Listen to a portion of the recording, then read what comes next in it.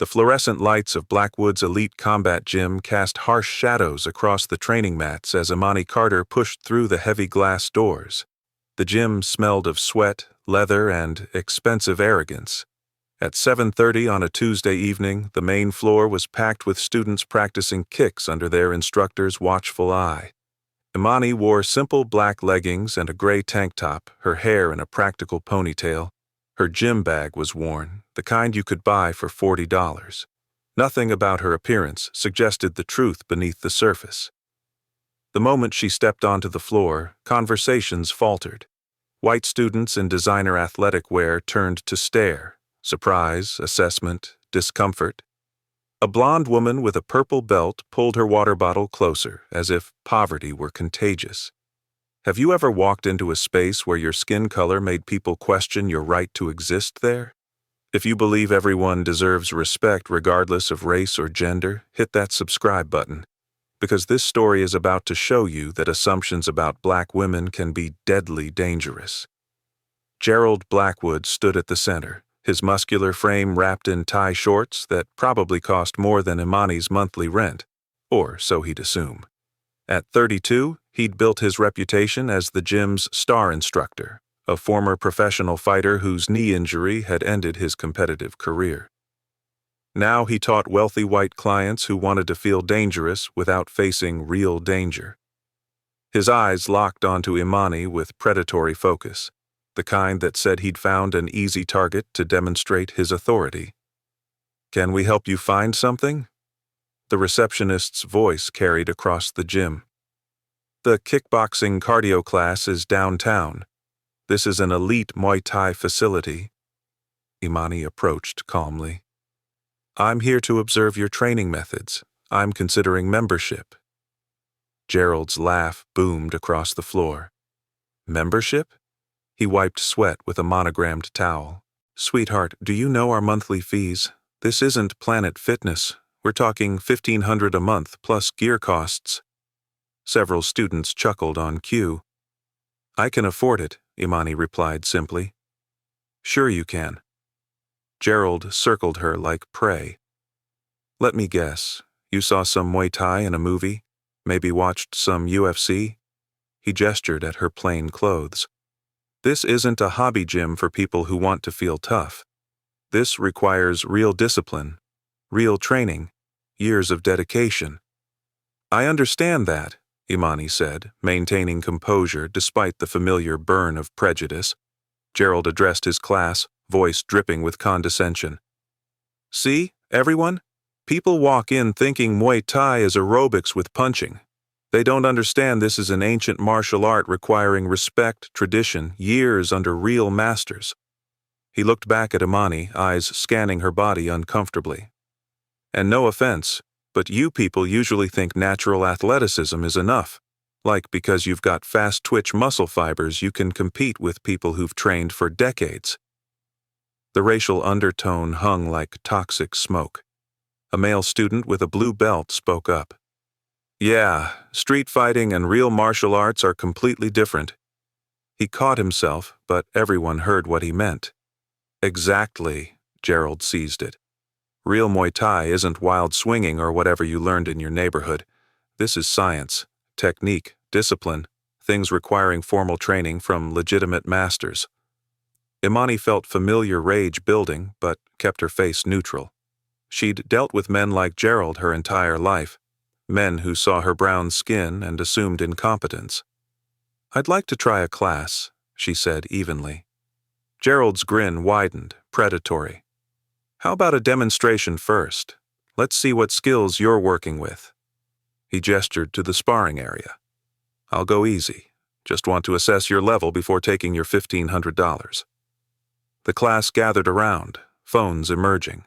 This would be entertainment, watching their instructor put an uppity black woman in her place.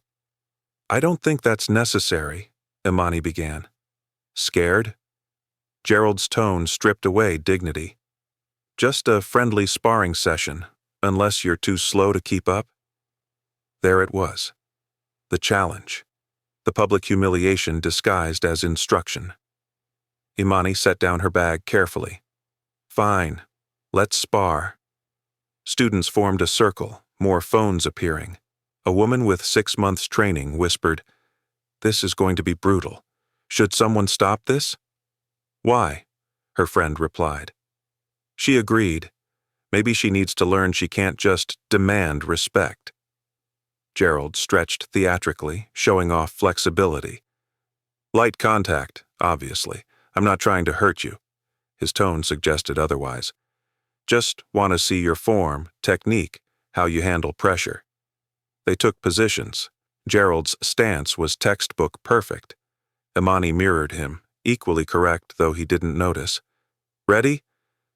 He didn't wait. Gerald's first attack came fast, a jab combination testing reflexes. Imani blocked smoothly, absorbing impact with practiced ease. "Lucky," Gerald muttered, resetting. "Let's try again." His second combination was harder. Jab, cross, low kick. Imani blocked the punches and checked the kick perfectly, shin meeting his with a crack that echoed through the gym. Gerald's smirk faltered. The circle grew quieter. "Where'd you learn that?" Gerald emphasized "you" with racial assumption. "YouTube videos? Some online course teaching street Muay Thai for beginners?" Imani didn't respond, just reset. Gerald came again with real intent, 3 punches followed by a vicious roundhouse aimed at her ribs. Imani slipped the punches with minimal movement, then caught his kicking leg under her arm, controlling his balance. "Stop," Gerald barked, yanking free. His face flushed red. "That's not proper technique. You can't just grab kicks. That's street fighting bullshit." "Actually," Imani said calmly, "it's standard in competitive Muay Thai, used in Lumpini Stadium constantly." Gerald's eyes narrowed dangerously. "Don't tell me about Lumpini. I've trained with fighters from Thailand. Real fighters. Not whatever watered-down garbage you picked up from where? The local YMCA? Some community center in your neighborhood?" The class shifted uncomfortably. Several exchanged glances. A young man with a green belt spoke nervously. "Maybe we should—" "Shut up, Travis," Gerald snapped. He circled Imani, uncertainty masked by aggression. "One more round. Let's see how you handle real pressure." This time, Gerald didn't hold back. He threw combinations that would seriously hurt an untrained person: jab, cross, hook, spinning back fist, designed to overwhelm and humiliate. Imani blocked everything. Not just blocked, anticipated. Her movements were economical, efficient, the kind of defensive work from thousands of hours drilling. She made it look easy. Gerald reset, breathing harder. "You're just defending. That's not fighting. That's running. Let's see you attack." "I don't think that's a good idea," Imani said quietly. "Why? Afraid you'll get hurt?" Gerald's voice rose. "See, this is the problem with people who learn from videos. They're fine defending, but the moment you ask them to actually fight—" He never finished.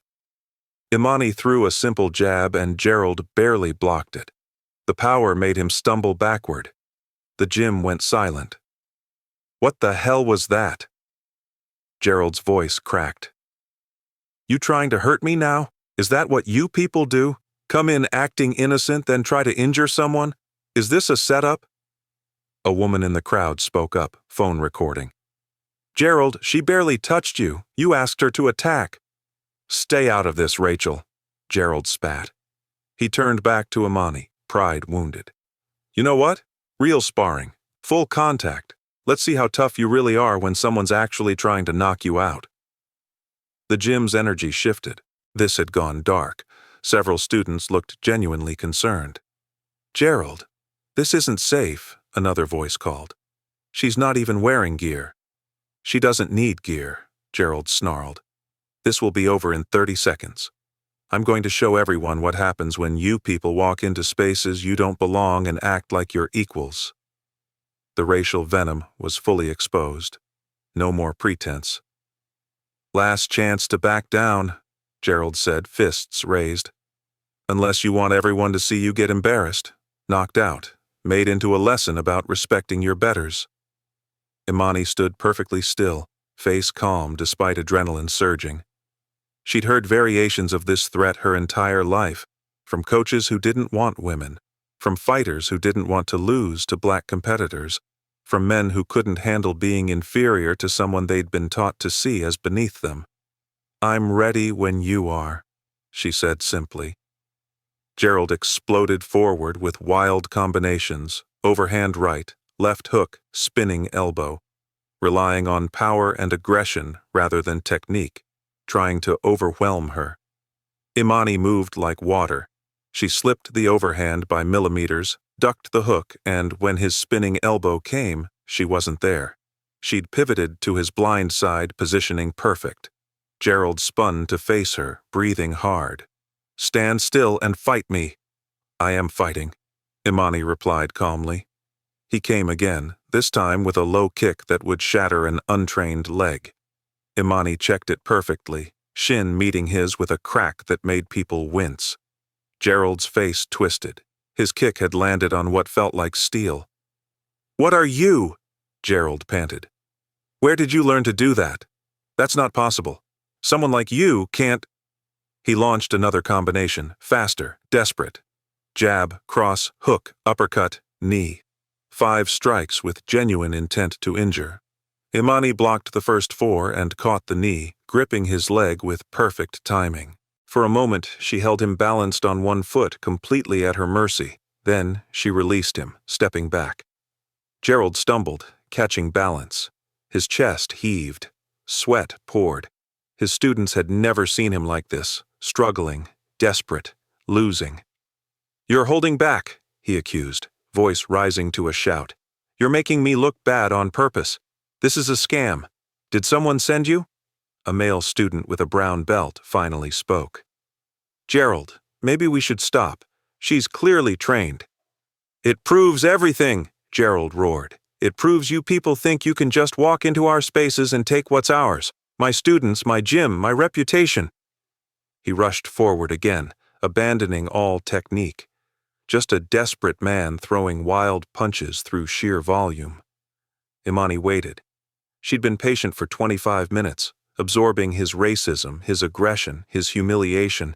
She'd given him every chance to stop, to back down, to show decency.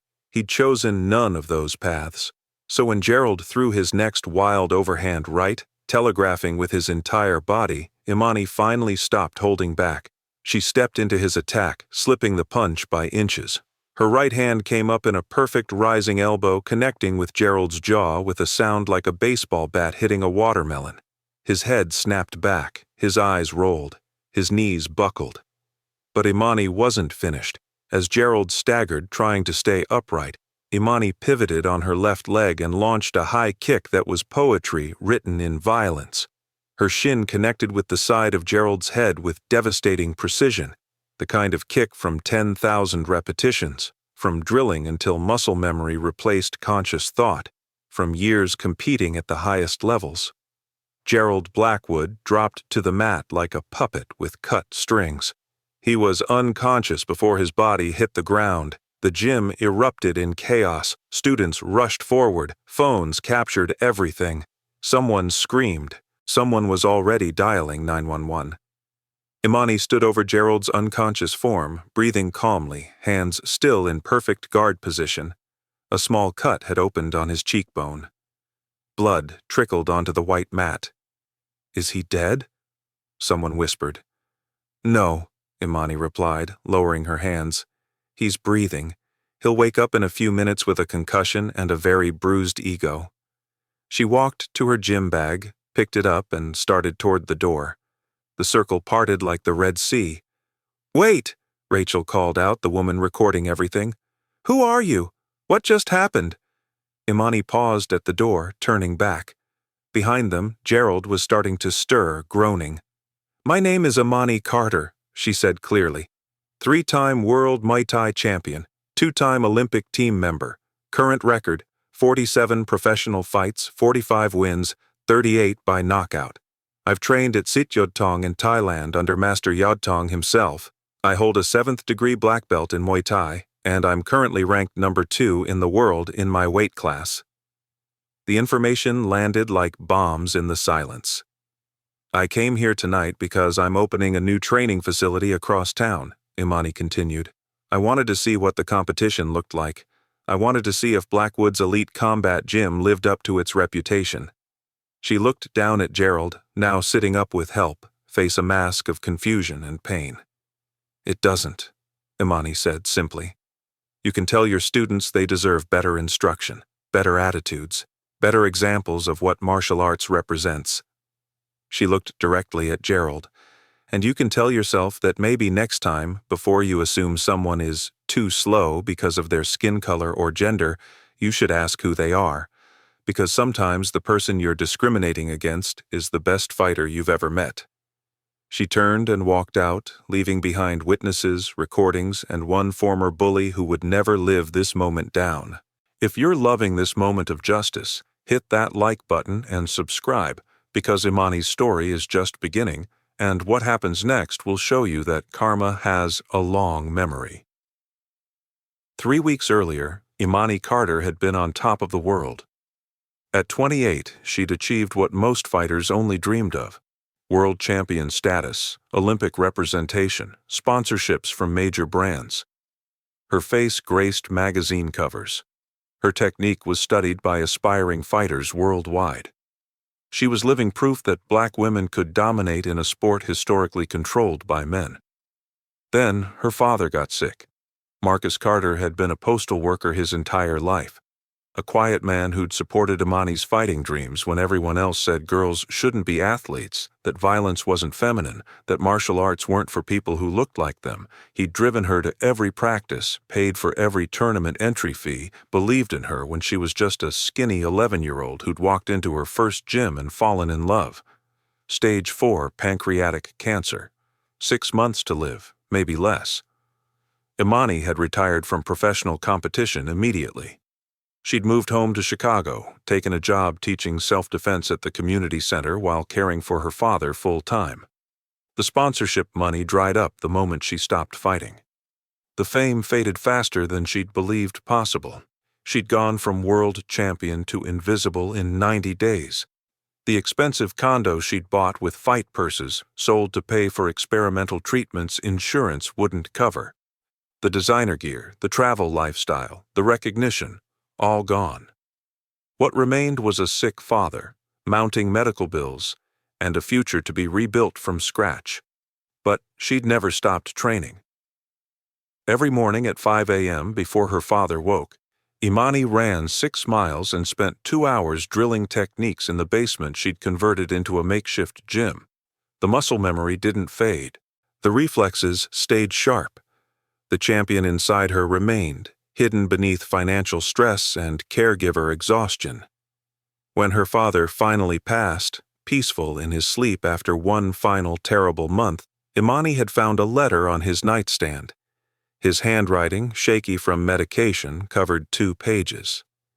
"Baby girl," it began, "you didn't give up your dreams for me. You showed me what real strength looks like. Champions aren't made in rings. They're made in quiet moments when nobody's watching. You're my champion. Now go be everyone else's too. Build something that matters. Show kids like you were that they can be anything. I love you, Dad." Imani had cried for 3 days. Then she'd made a decision. She'd use the small life insurance payout, $30,000 her father had maintained even when money was tight, to open her own gym. Not an elite facility for wealthy clients. A real gym, accessible to real people, where kids like she'd been could find their passion without being judged by zip code or skin color. That mission had brought her to Blackwood's elite combat gym. She'd heard rumors about the hostile environment, the racial undertones, the way Gerald treated students who didn't fit his narrow definition of worthy. She'd gone in plain clothes, without makeup or jewelry, to see if the rumors were true. They were worse than she'd imagined. Within hours of her walking out, Rachel's phone recording had been posted to Instagram. By morning, it had been shared 17,000 times. By afternoon, it was trending on Twitter, TikTok, and YouTube. Every major sports website picked up the story. Former world champion destroys racist gym owner, read one headline. Muay Thai legend demolishes man who called her too slow, read another. Watch, Black female fighter's perfect response to racism accumulated 3 million views in 12 hours. The internet had found its hero and its villain. Comments flooded in by thousands. She gave him every chance to stop being racist. The way she waited until he completely exposed himself. That high kick was personal and he deserved it. Tell me again how women can't fight men? 22 minutes of patience, then 22 seconds of justice. But there were darker comments, too. She assaulted him. That's illegal no matter who she is. He was going easy and she took advantage. Typical playing the race card when she got violent. Women who can fight men are unnatural. The video showed everything. Gerald's racial taunts, his "you people" language used 11 times, his wild attacks, his refusal to let her leave. But for some viewers, none of that mattered. They saw only a black woman knocking out a white man, and that violated something fundamental in their worldview. Within 48 hours, both Imani and Gerald had been contacted by lawyers, journalists, sponsors, investigators. The story had grown beyond a gym confrontation. It had become a referendum on racism in sports, gender in combat sports, and whether violence could ever be justified response to discrimination. Gerald Blackwood sat in his lawyer's office 3 days after the knockout, jaw still aching. His lawyer, Douglas Porter, spread documents across the table. "Gerald, we need to talk about your options." "I want to sue her," Gerald said immediately. "Assault, battery, whatever we can file." Douglas winced. "That's complicated. The video shows you initiating sparring. You explicitly challenged her multiple times. She declined, you insisted. And your language..." He paused. "Your language was problematic." "I didn't say anything," Gerald protested. "You used 'you people' 11 times," Douglas interrupted. "You questioned her intelligence based on racial stereotypes 4 times. You made assumptions about street fighting and your neighborhood repeatedly. Gerald, every employment lawyer in the country is using this video to train people on what not to do." Gerald's face flushed. "That's being taken out of context." Douglas just looked at him. "No jury will believe that, not with this video, not with your tone." "So she gets to assault me and face 0 consequences?" "I'm saying she has multiple defenses. You initiated sparring. You escalated repeatedly. You explicitly told her to attack you. She used proportional force in consensual combat. And most importantly," he pulled up the video, "she tried to leave multiple times. You stopped her. You challenged her. You made this happen." Gerald stared at the screen. He'd been so confident, so certain of his superiority, so assured that a black woman in plain clothes couldn't possibly be a threat. He'd never been more wrong. "My gym is dying," Gerald said quietly. "Memberships getting canceled, students posting stories about how I treated them. Corporate sponsors dropped me. The landlord is talking about breaking our lease." Douglas nodded. "That's the real consequence, not legal charges, though the DA is reviewing the video for potential hate crime enhancements if you file assault charges. The real consequence is everyone now knows exactly who you are."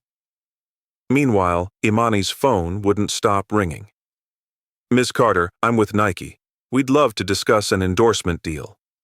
"Ms. Carter, this is ESPN. We're doing a feature on racism in combat sports." "Ms. Carter, I represent a publisher interested in your life story." Every major outlet wanted her story. Every brand wanted her endorsement. Every martial arts organization wanted her as spokesperson. But Imani wasn't interested in fame. She'd had fame before, and it evaporated when convenient. What she wanted was simpler. She wanted to open her gym.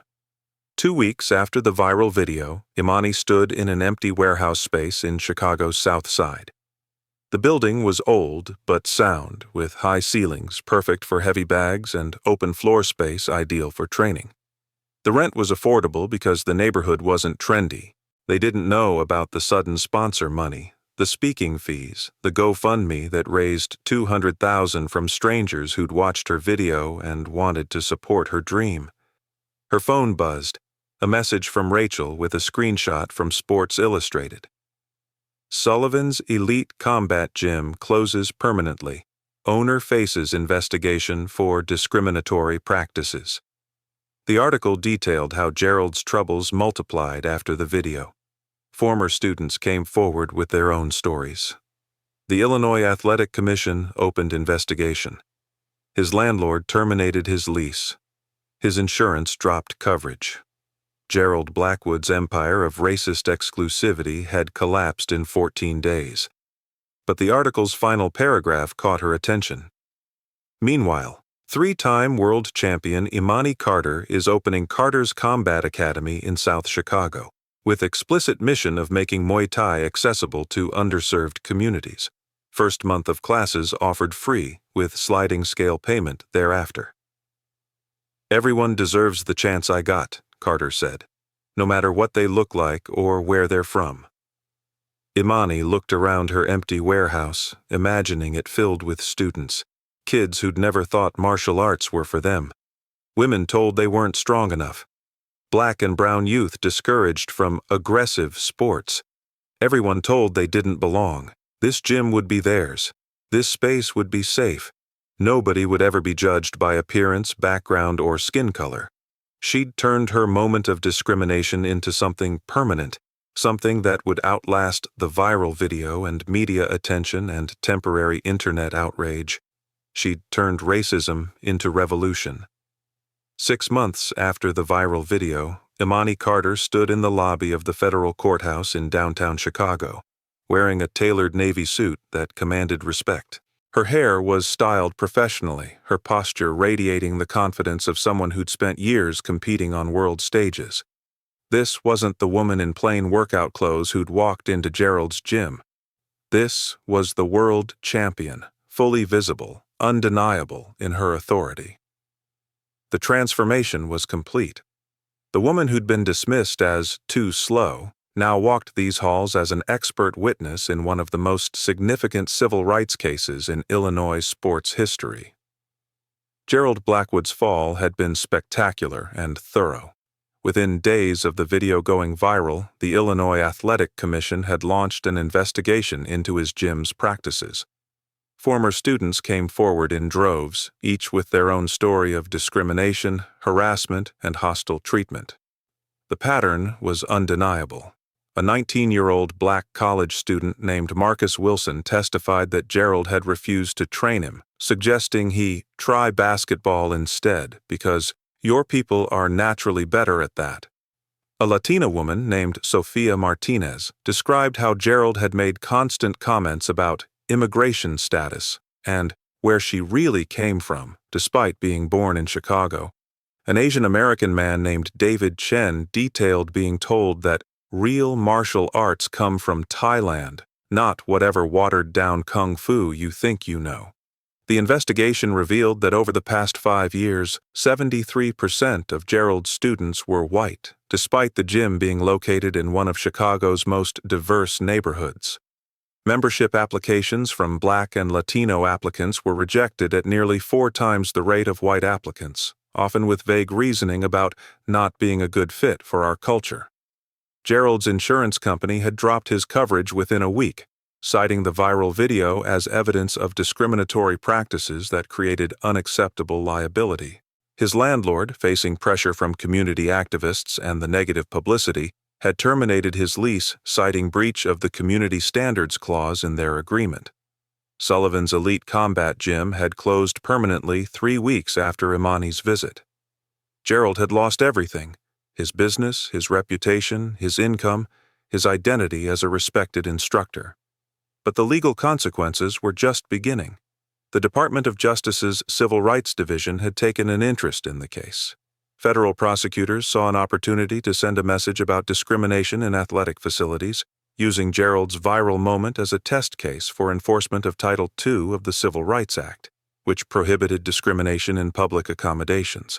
Assistant District Attorney Patricia Reynolds had been assigned to lead the prosecution. At 47, she'd spent 2 decades fighting discrimination cases and had never seen evidence as clear-cut as this. The video showed everything: racial language, hostile environment, physical aggression, all documented from multiple angles by witnesses who'd initially thought they were recording entertainment. "This is the easiest case I've ever prosecuted," Patricia told her team during case preparation.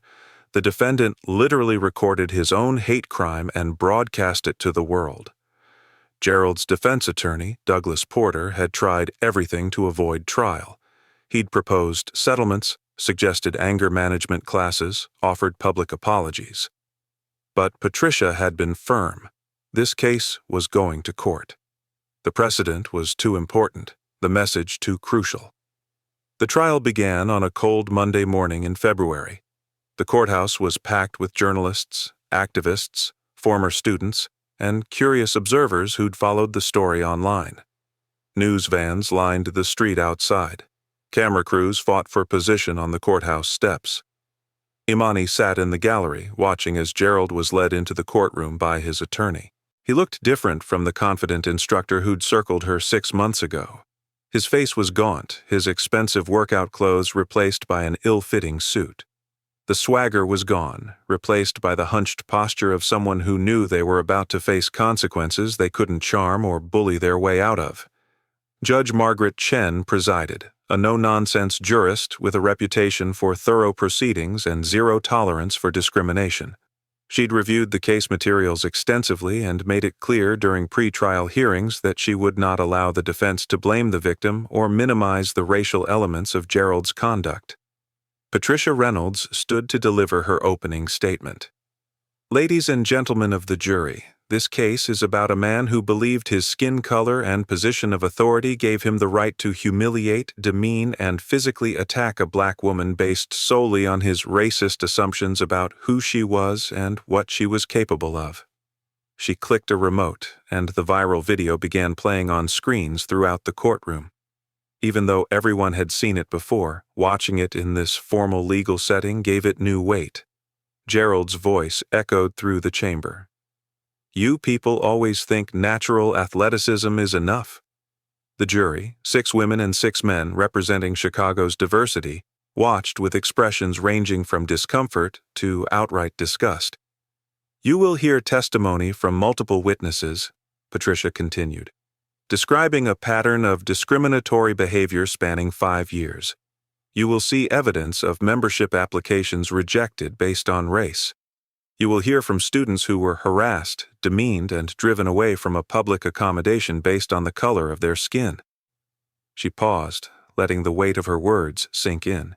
"And most importantly, you will see with your own eyes what happened when a 3-time world champion, a decorated athlete who has represented this country internationally, walked into Mr. Blackwood's gym. You will see exactly how he treated her, not because of anything she did, but because of what she looked like."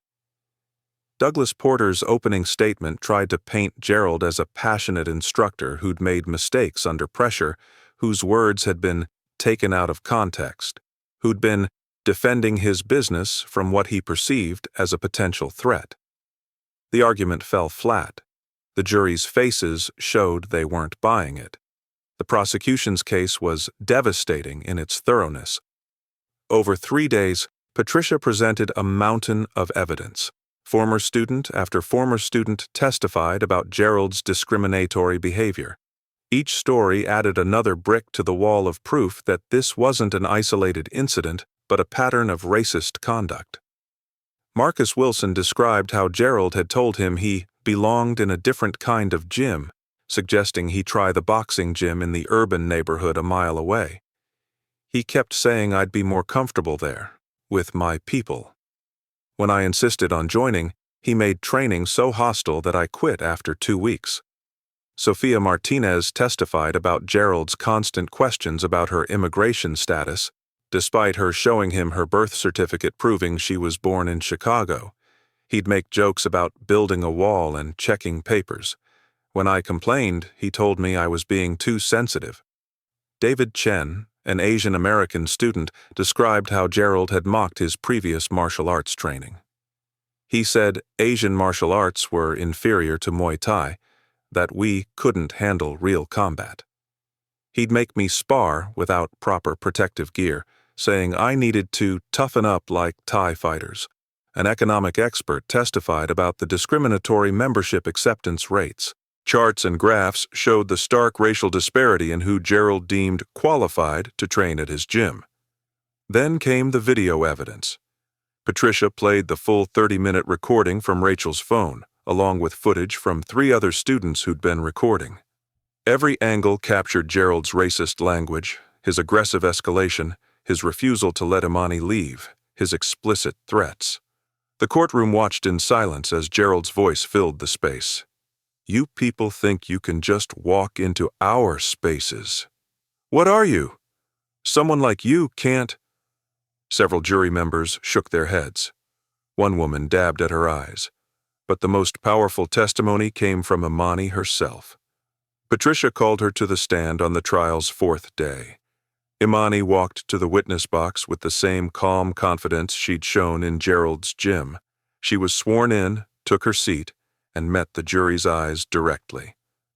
Ms. Carter, Patricia began, please tell the jury about your professional background. I'm a 3-time world Muay Thai champion, Imani said clearly. I've competed professionally for 12 years, with a record of 47 fights, 45 wins, 38 by knockout. I'm a 7th-degree black belt and have trained at Sit Yod Tong in Thailand under Master Yod Tong, one of the most respected instructors in the world. The jury listened intently as Imani detailed her credentials: Olympic team member, international competitions, years of training that had taken her around the world. Why did you go to Mr. Blackwood's gym that evening? Patricia asked. I was researching the competition, Imani explained. I was opening my own gym and wanted to see what other facilities in Chicago were offering. I'd heard rumors about Blackwood's gym having a hostile environment for people of color, and I wanted to see if those rumors were true. Did you identify yourself as a world champion when you arrived? No. I went in plain workout clothes, without makeup or expensive gear. I wanted to see how they'd treat someone who looked like just another person off the street. And how did they treat you? Imani's jaw tightened slightly. From the moment I walked in, I was treated as if I didn't belong. The receptionist suggested I was lost, that I should try a different gym. Students pulled away from me, clutched their belongings tighter, and Mr. Blackwood, she looked directly at Gerald for the first time.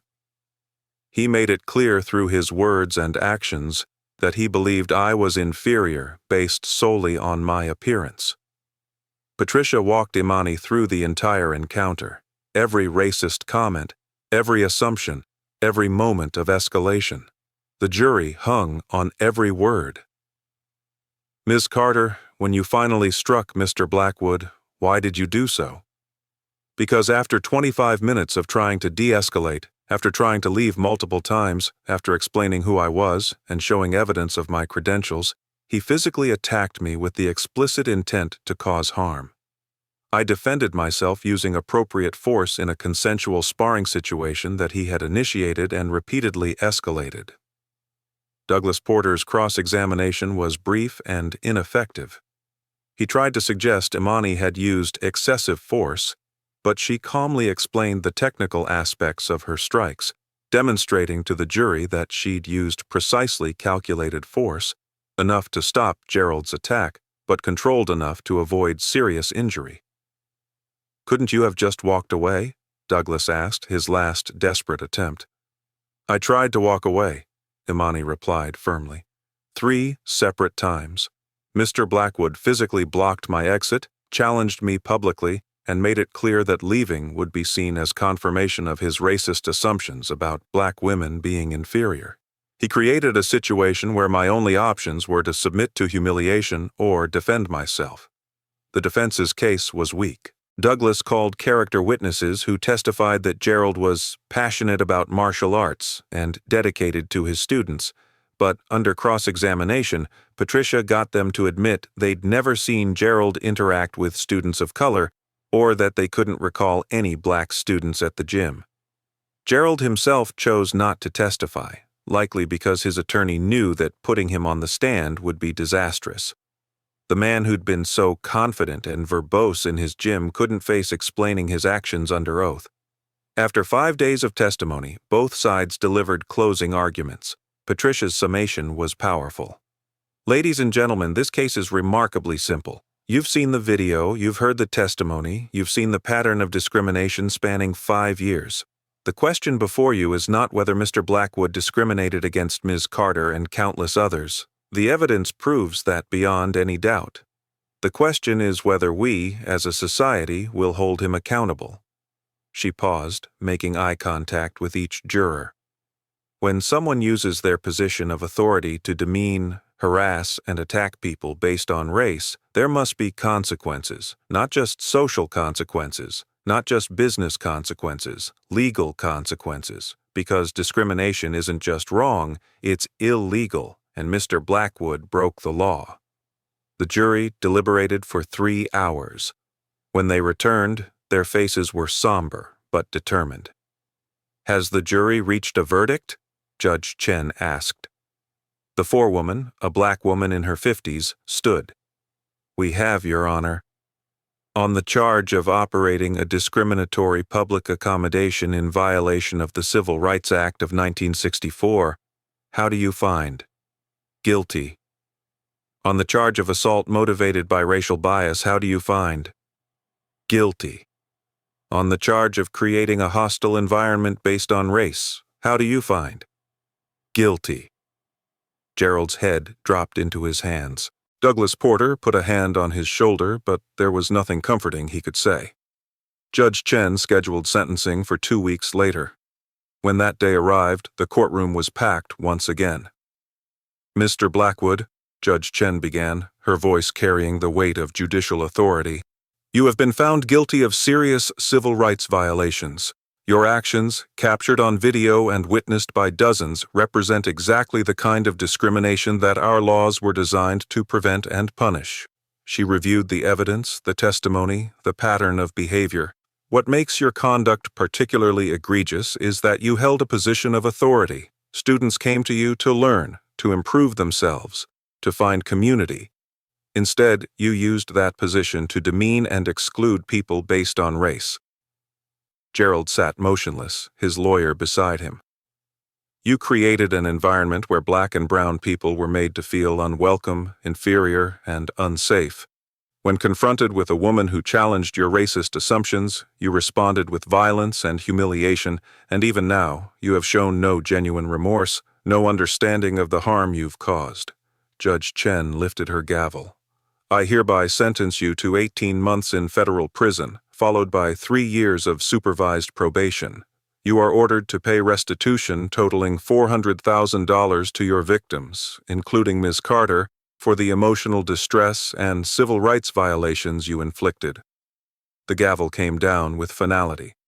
"Additionally," Judge Chen continued, "you are permanently banned from operating any athletic facility or serving as an instructor in any capacity. You will complete 200 hours of community service in organizations serving communities of color, and you will undergo comprehensive anti-racism training." Gerald was led away in handcuffs, his face a mask of defeat. The man who'd once strutted through his gym with arrogant confidence now shuffled like a broken shell of his former self. Outside the courthouse, Imani stood before a bank of microphones as reporters pressed forward with questions.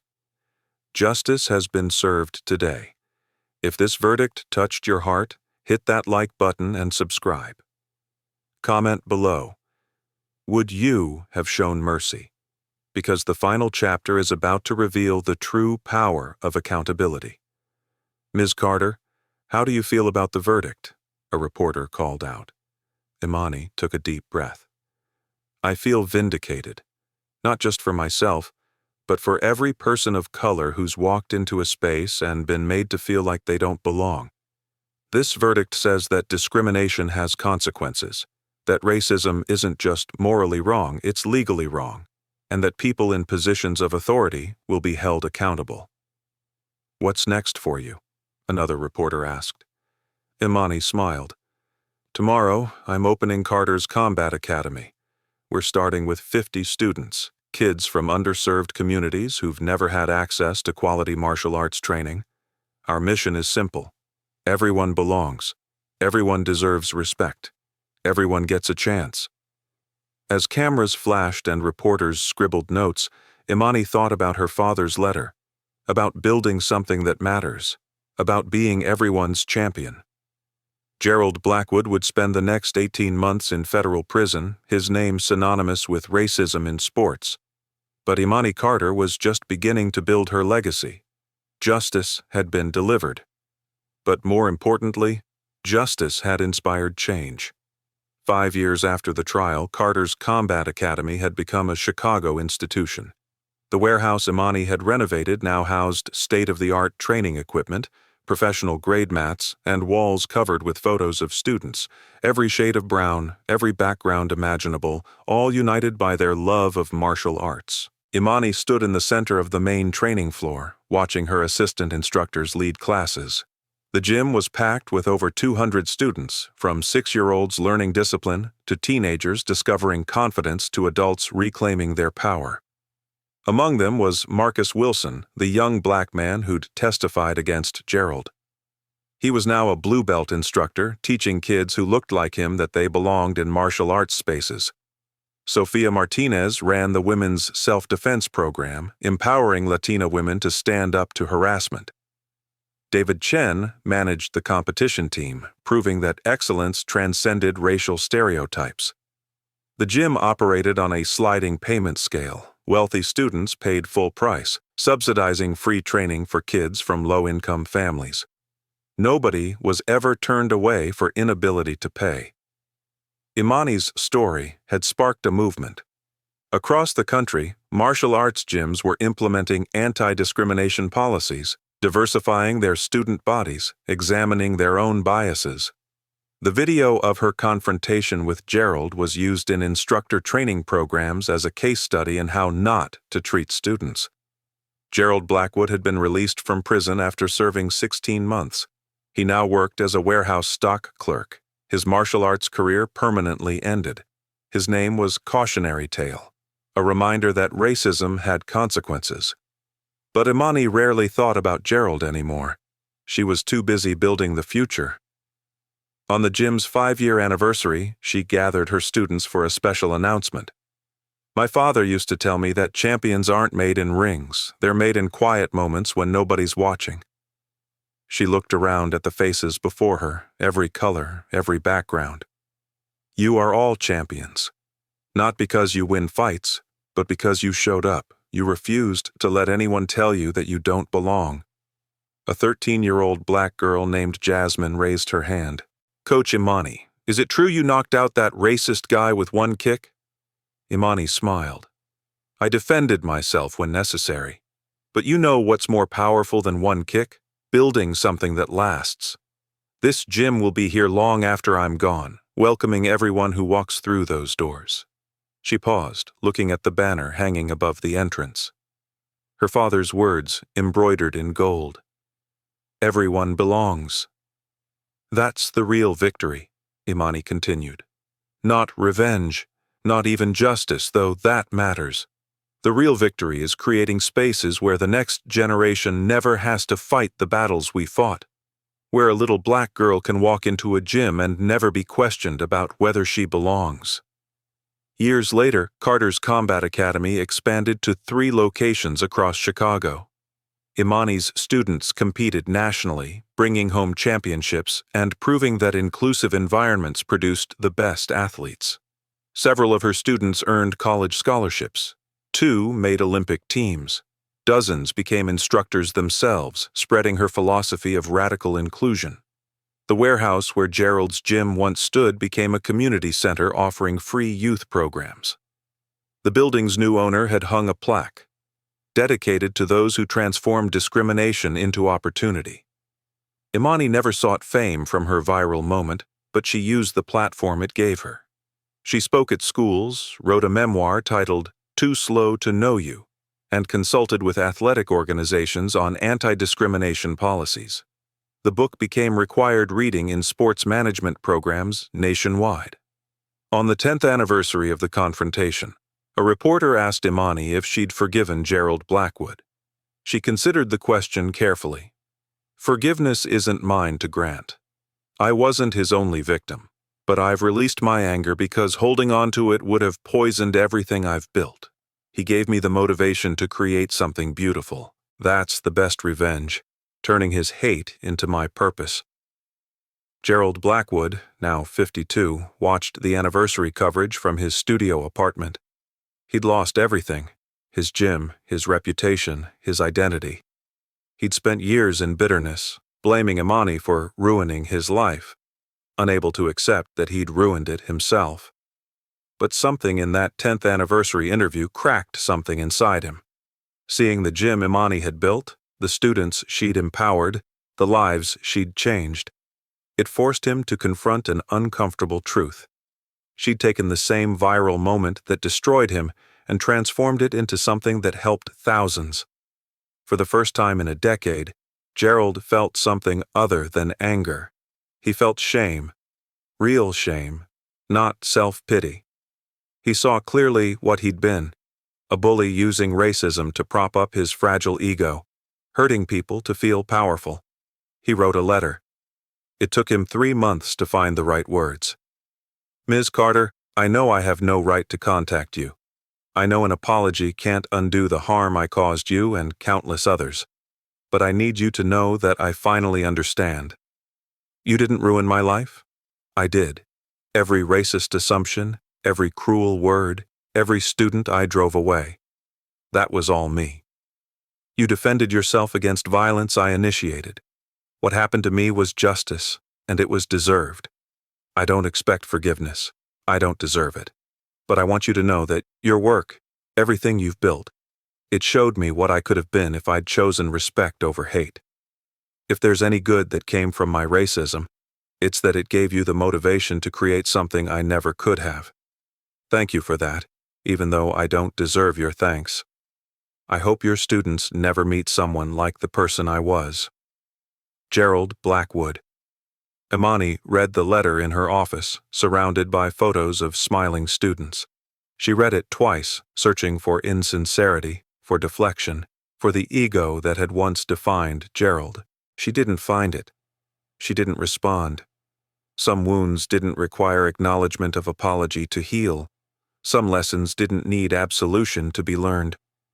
Gerald's journey toward becoming better was his own to walk, but she filed the letter away.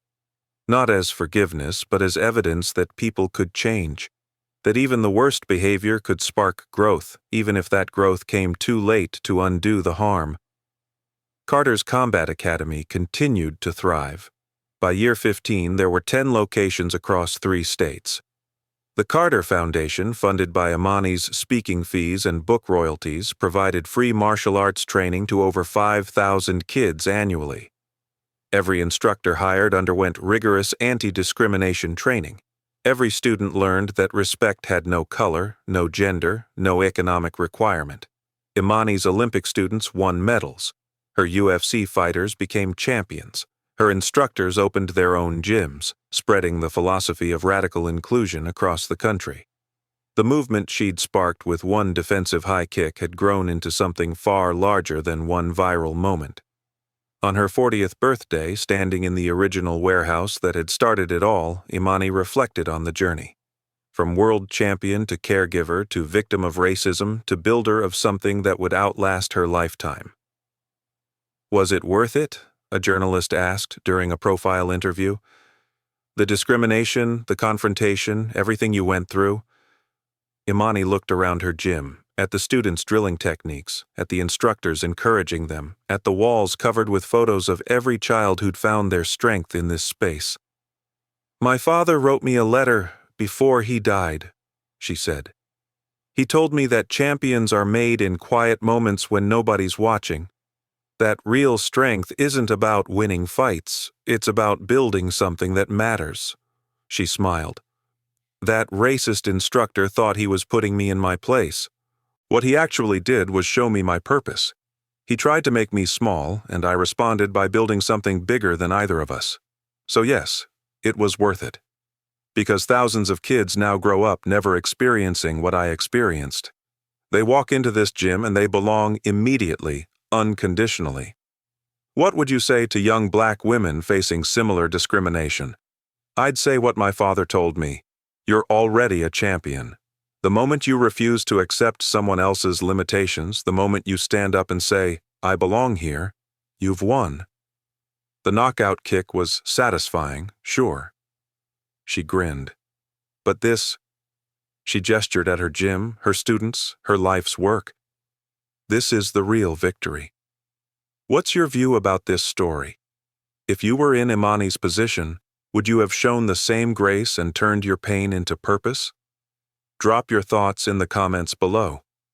If this story moved you, inspired you, or reminded you that justice is real, hit that subscribe button for more true stories of people who refused to stay down. Smash the like button if you believe racists should face consequences, and share this story with someone who needs to see that discrimination has a price. Where are you watching from? Tell us in the comments. Remember, sometimes the person who tries to knock you down gives you exactly the motivation you need to build something they never could. Assumptions based on skin color are dangerous because sometimes the person you underestimate is the best in the world at what they do. Justice isn't just revenge. It's building a better future.